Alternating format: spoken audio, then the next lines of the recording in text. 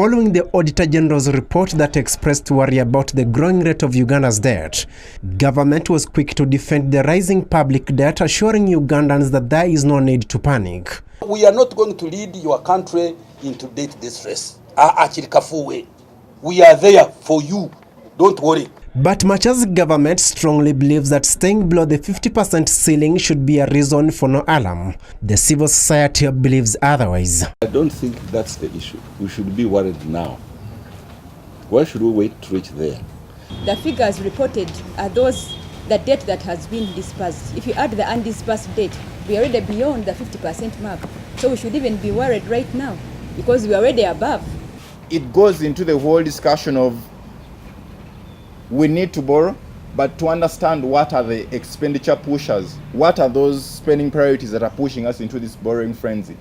And unlike other lenders that have in the past written off some debts, the civil side says current lenders like China are not likely to lose out on credit. China does not subscribe to international interventions or standards. That is why we see them taking over most of these assets.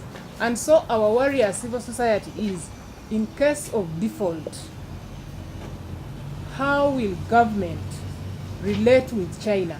Or do we have a mechanism where we can run to in order to stop China from taking our whatever assets they will be claiming? These have recommendations that they believe, if considered by government, the situation can be managed. We want a lot of money, however, we don't have the capacity to invest.